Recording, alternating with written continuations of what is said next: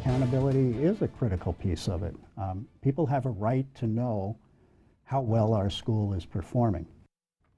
Private school educators responding to a new state law calling for accountability as new test scores are out showing differences between Wisconsin public and private schools. Good evening, everyone. The state releasing some new test results today. And some area private school leaders are saying those results do not paint the entire picture. Now, Fox 11's Kelly Schlicht dug through the numbers for us tonight. And Kelly, what do the schools say is the issue?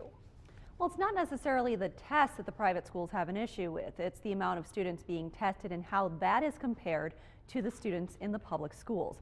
But those who oppose the voucher program say the below average results show it's not working. Tonight, we have balanced coverage of voucher school accountability.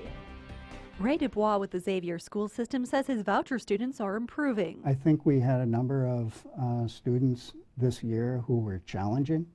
I think we met the challenge. But test scores don't reflect that. 49% of public school students statewide were proficient or advanced in reading. In the statewide voucher program, 33% were. Statewide for public school math students, 37% were proficient or advanced. In the voucher program, 33%.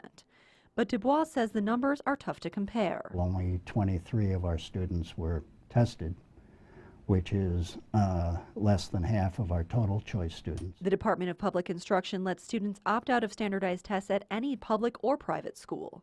Dubois says students also took the test roughly 60 days after arriving. It's a mistake for us or for anyone to take these scores and base the performance of our school or our school system on the work of 60 days.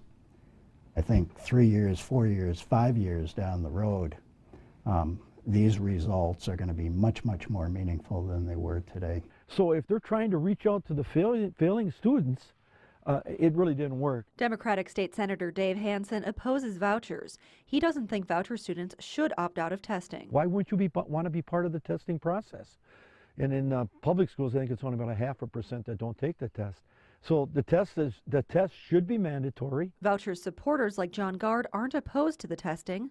Gard says because voucher students come from lower income families, their test results should be compared with similar students in public schools. When you compare equal economic backgrounds, the voucher kids are doing slightly better. The statewide private school voucher program is set to expand next school year by 500 students. Educators say that could also change a year-to-year test score comparison. Things could get even more confusing next year with comparing test scores. Many school districts, including Green Bay, are adopting a new standardized test. Michelle? All right, Kelly, thanks. To check out results from individual school districts, go to our website, fox11online.com. You can find those by clicking on the news link section on our homepage.